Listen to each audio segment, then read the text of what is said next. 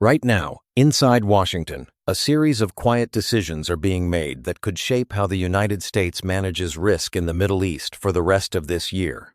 There are no dramatic announcements, no emergency addresses, no formal declarations of a new strategy. Instead, the changes are happening through adjustments that rarely make headlines. The movement of military assets, the tone of diplomatic language, the way American officials describe timelines, thresholds, and regional stability behind closed doors. On the surface, much of this looks routine. The United States has maintained a military presence in the Middle East for decades. Carrier deployments, air patrols, and force repositioning are not new. Emergency consultations with allies are also a familiar feature of American foreign policy. None of these actions, on their own, appear unprecedented. Yet when viewed together, they suggest something more subtle, a recalibration of posture, a reassessment of how much risk Washington is willing to absorb, and a period in which small decisions could carry unusually large strategic consequences.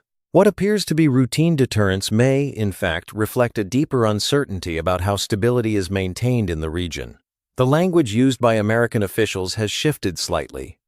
Briefings increasingly emphasize readiness, flexibility, and response options. The tempo of deployments has increased. Diplomatic pressure is being more closely aligned with military positioning. These developments do not necessarily point to immediate conflict, but they do indicate a period in which margins for error appear to be narrowing. The current strategic focus increasingly centers on Iran, where internal pressure and external scrutiny are unfolding at the same time. Over recent weeks, reports have described protests, arrests, and intensified internal security measures. From a historical perspective, this is not entirely new. Iran has experienced waves of domestic unrest before. The state has often responded through a combination of security enforcement, information control, and institutional consolidation. Viewed narrowly, this could be interpreted as another cycle in a long-standing internal pattern. However, this time, the regional and international context is different. These domestic developments are occurring at a moment when diplomatic space between Tehran and Western governments is limited. Trust is already strained. At the same time, American military assets are being repositioned closer to key areas of concern. This overlap changes how events are interpreted in Washington. Domestic unrest inside Iran is no longer seen only as an internal matter. It becomes a factor in broader strategic calculations, particularly in how the United States evaluates risk, deterrence, and escalation management. At the same time, the United States has increased and adjusted its military presence in the region. Carrier strike groups, strike aircraft, and missile-capable vessels have been deployed or repositioned. Official statements describe these moves as defensive and precautionary.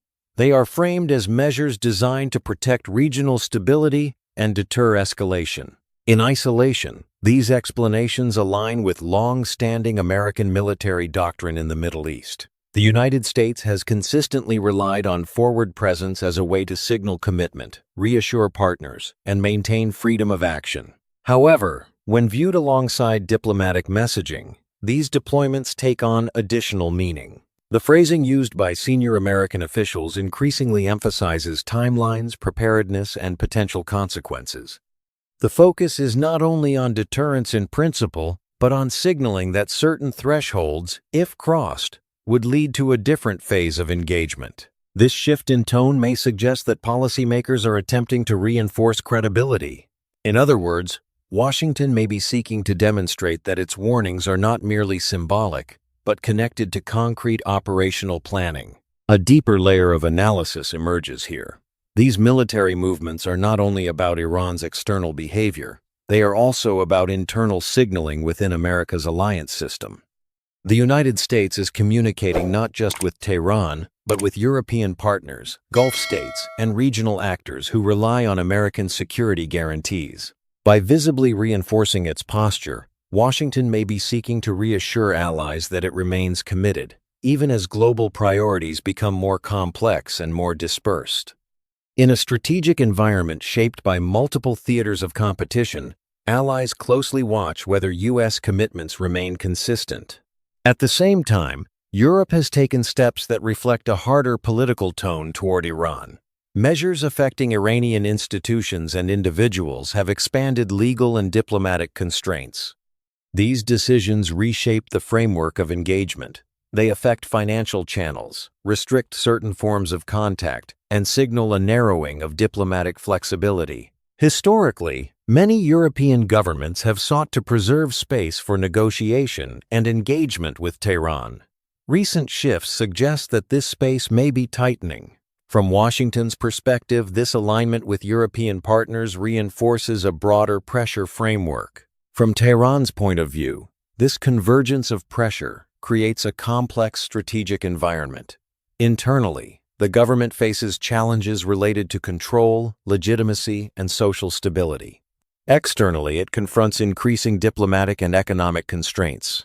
In such conditions, governments often rely on familiar strategic logic. External pressure can be used to justify internal consolidation. National security narratives may be emphasized to rally domestic support. This dynamic is not unique to Iran. It has appeared in many political systems under stress. At the same time, Iran retains tools of leverage that factor into American planning. The country's geographic position gives it influence over critical maritime routes. The Strait of Hormuz remains one of the most strategically sensitive choke points in the global energy system.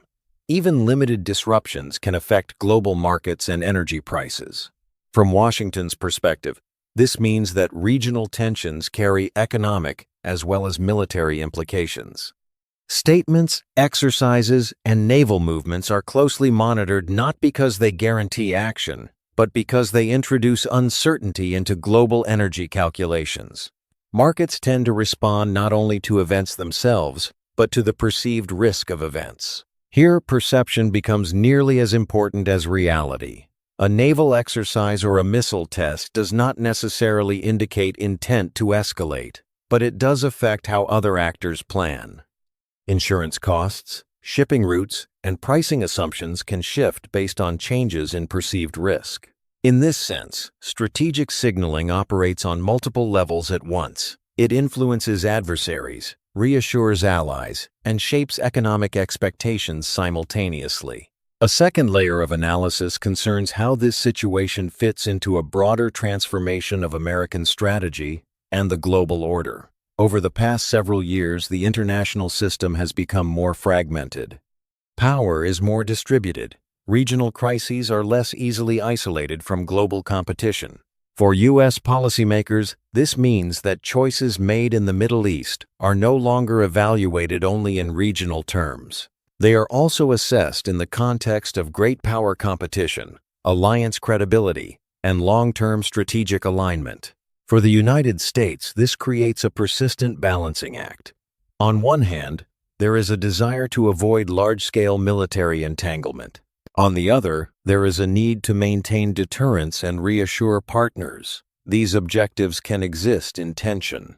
Increasing military presence may strengthen short-term credibility, but it also raises questions about escalation control and long-term commitments. The challenge is not only to deter, but to deter in a way that does not unintentionally narrow diplomatic options. For Europe, the situation highlights a gradual shift toward a more security-driven posture. Concerns about regional spillover effects, migration pressures, and energy vulnerability have become more prominent. This has contributed to a reassessment of previous engagement frameworks.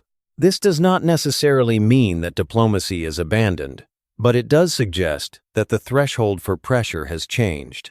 From Washington's perspective, this alignment strengthens the overall pressure environment, but also reduces the space for flexible crisis management. For regional actors, the stakes are immediate. Gulf states, Israel, and neighboring countries all evaluate developments through the lens of their own security priorities. They must judge whether the current phase represents a temporary spike in tension or the beginning of a more sustained period of instability. Their responses, in turn, influence how Washington and Tehran adjust their strategies.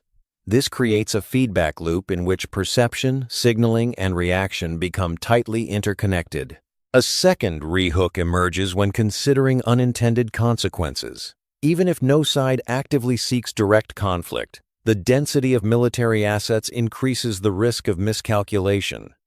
Close encounters, misread signals, or isolated incidents can take on outsized significance. History shows that escalation is often not the result of a single deliberate decision. It is frequently the product of chains of reaction that are difficult to reverse once they begin. This raises broader questions about how crisis management functions in a more complex world. Traditional mechanisms for de-escalation rely on communication, trust, and established channels. When those channels are strained, the system becomes more sensitive to shocks. In such an environment, stability depends not only on strength but on restraint, clarity, and the ability to interpret signals accurately. At a systemic level, the situation reflects a larger transition in how American power is exercised. The Middle East is no longer governed by a single dominant framework. Multiple powers, overlapping interests, and competing strategic priorities shape the environment. For global markets, this translates into higher baseline risk. For alliances, it tests cohesion and credibility. For international institutions, it challenges their ability to mediate and contain crises. What makes this moment particularly significant is not a single deployment or a single statement. It is the alignment of internal pressures, external military posture, and tightening diplomatic positions. Each of these elements on its own would be manageable. Together, they create a strategic environment that feels more compressed, where timelines appear shorter and options seem more constrained. None of this means that war is inevitable. Strategic actors continue to calculate costs and benefits. Diplomatic channels, even if limited, still exist. Economic interdependence continues to function as a moderating factor. Yet the current configuration suggests that the system is operating with less margin for error than in previous periods. In this sense, the situation illustrates how modern crises often unfold. They rarely begin with dramatic declarations. More often, they take shape through incremental shifts, a change in language, a repositioning of assets, a legal or diplomatic decision, internal developments that alter political dynamics. Each step may appear manageable on its own, but over time, they can reshape the strategic landscape. As American policymakers, investors, and regional partners assess the coming weeks, the key question is not simply whether escalation will occur. It is how the underlying rules of engagement are evolving. The balance between deterrence and diplomacy, the role of alliances, the weight given to internal stability versus external pressure. These are the deeper variables that will shape outcomes. In the end, this moment may be remembered not for a single event, but for how it revealed the evolving logic of American strategy in a more fragmented world. A world in which influence is contested, signals are amplified, and the space for error is smaller than it once was. The decisions being made now will not only affect one country or one region. They will contribute to defining how crisis management, deterrence, and strategic restraint function in an international system that is still in the process of redefining itself.